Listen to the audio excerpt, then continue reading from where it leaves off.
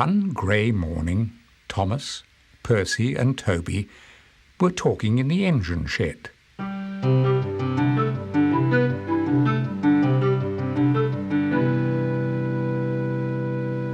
"It's your driver's birthday on Saturday," said Percy. Thomas wasn't sure what a birthday was, but noticed the cheeky glint in Percy's eyes and wondered if he was planning some kind of joke. "What is a birthday?" asked Thomas. "You must have heard of birthdays before," teased Percy, and Thomas felt rather small. "It is the day when you get a year older," offered Toby helpfully, "and you sometimes have a party with a cake." Thomas liked the idea of a party and wondered if his driver would be having one. At that moment the engines heard the crunch of footsteps on the gravel outside the shed. The fireman poked his head around the door. "Good morning, engines," he said. "You look wide awake already." "I've just been told that it's my driver's birthday on Saturday," explained Thomas. "Do you know if he's planning to have a party?" "I know that his wife is baking him a cake," said the fireman, "but I haven't heard of any plans for a party." Thomas's eyes lit up. "I wish I could see the cake," he said wistfully. "I've never seen a birthday cake before." "Well, why don't we give the driver a party at the station?" suggested Toby. "Yes," agreed Percy. "Then we could all see the cake." The fireman thought that this was a very good idea and went to ask the station master.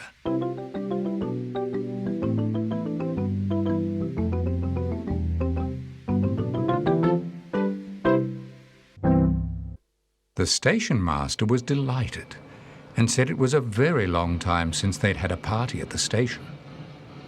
The engines were very pleased and huffed and whooshed with excitement before hurrying out of the shed to begin work for the day.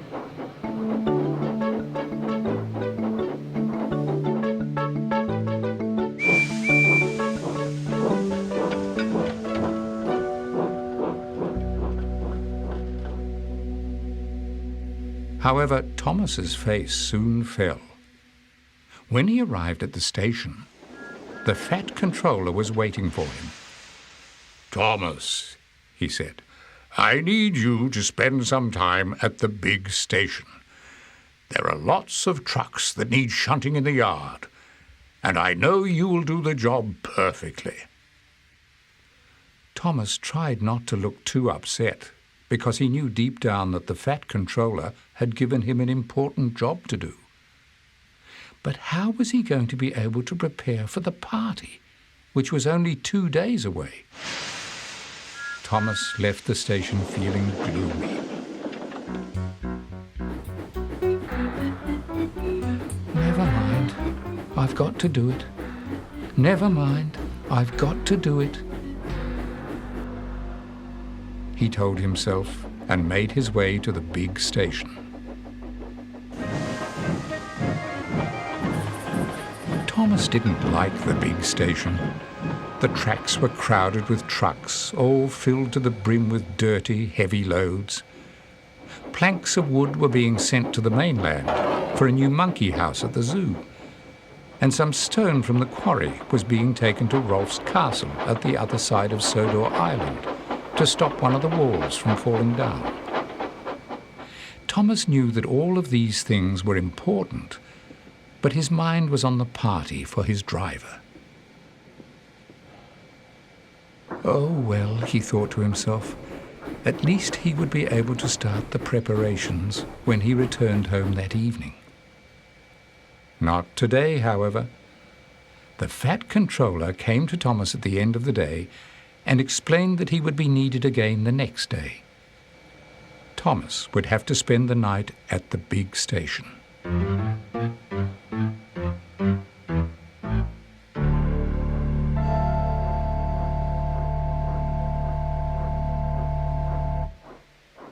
Poor Thomas. He didn't sleep a wink that night. The big engine shed wasn't nearly as cosy as his own shed, where he and Percy would usually talk for hours. In this shed, Gordon and Henry were very boring and went to sleep straight away. So Thomas was all alone in the darkness, trying not to listen to the many strange noises in the shed. But in trying not to listen, he found that he listened all the more, and even began to imagine some noises. The lights hanging from the ceiling were rusty and squeaked in the evening breeze, and Gordon was snoring so loudly that his boiler made a bubbly grunting sound. Thomas tried to whoosh some steam at him. But Gordon only muttered grumpily before snoring all over again. Thomas spent the rest of the night feeling miserable about the driver missing his party, and was pleased when the sky grew light outside and the day could begin.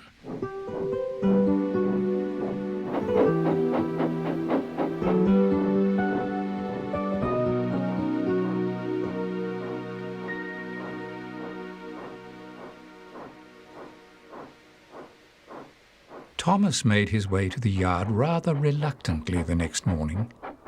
He nodded crossly at the trucks who were waiting to be shunted, wishing that they had their own engines to take them where they needed to go, so that he didn't have to do it.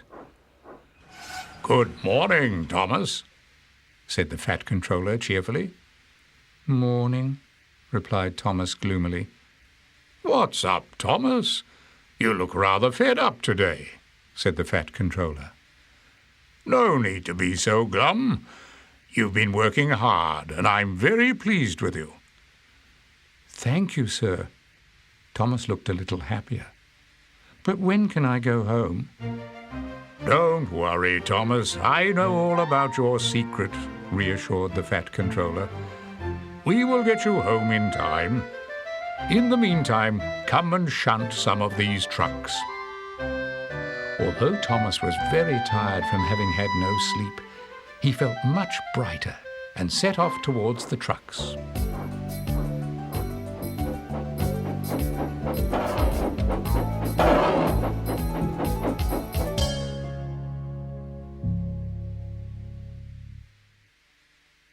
At long last, Saturday arrived, and everybody began preparing for the party. Percy and Toby provided helpful suggestions on how to decorate the engine shed, while the porters and their children blew up balloons. "Look at this," said the station master. "My wife found it in a cupboard at home." He pulled a tube of paper out of his briefcase and unrolled it. "Wow!" cried the children.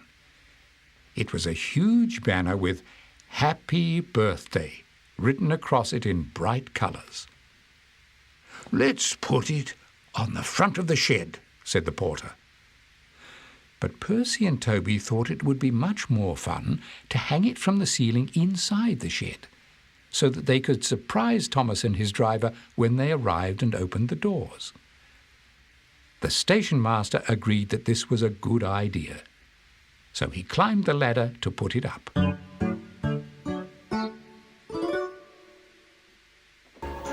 Meanwhile, Thomas was racing home from the big station as fast as he could. "Mustn't be late, mustn't be late," he puffed to himself.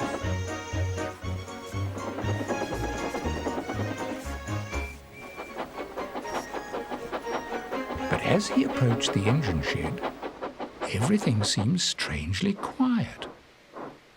"Where is everybody?" Thomas thought to himself anxiously.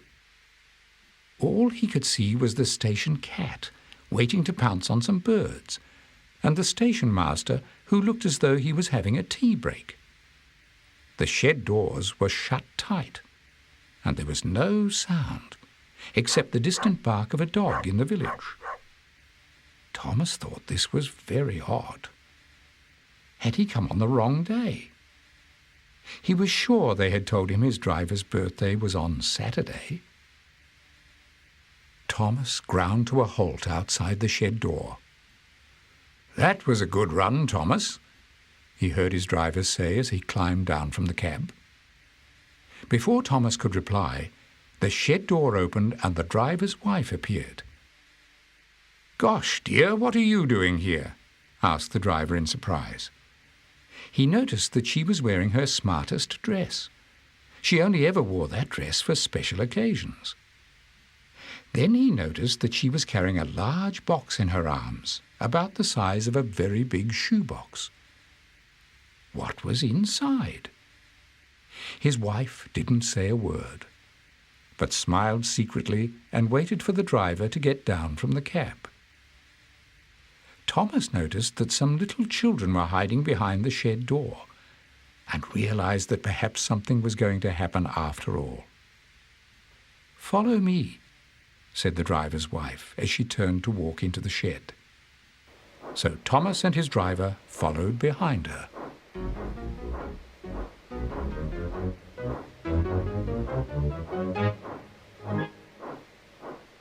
It was very dark when they got inside the shed, and Thomas couldn't see where he was going. Then suddenly the lights flashed on and a loud chorus shouted, "Surprise!" The driver couldn't believe his eyes. He gazed in wonder at the big banner and all the balloons. Then he saw the box on the table. Everybody was waiting for it to be opened. "Shall I take the lid off the box?" he asked. "Yes!" shouted the children. So he lifted the lid, and Thomas gave a huge whistle of excitement. It was a cake. But it was no ordinary cake. "It's me! It's me! The cake looks just like me!" he cried happily. Sure enough, a Thomas cake with lots of blue icing stood on the table. It even had a candle poking out of the funnel. "It looks far too good to cut," said the driver. But he did. And as he did so, everybody sang "Happy Birthday." Happy birthday to you. Happy birthday to you. Happy birthday, happy birthday, happy birthday to you. When the cake was cut, everybody climbed into the carriage behind Thomas to begin the party. A special cloth was spread on the table and a huge feast laid out. "Ham and tomato sandwiches, my favorite," said the driver, munching happily. All around him the children chased balloons and popped streamers. Party whistles hooted and sweet wrappers rustled. Young Pip, the porter's son, was so excited that he dropped strawberry jelly behind one of the seats. But the driver said that as it was his birthday, he wasn't cross. They could clean it up tomorrow. After eating all of the cake and playing lots of party games, everybody was exhausted. Poor Clarabelle hadn't had so many people on board for a very long time, and her wheels were quite sore. "That was the nicest birthday I've ever had," said the driver. "I've eaten so much cake that I won't be able to do up the buttons on my jacket tomorrow." Thomas was happy too. At long last he had been to a birthday party.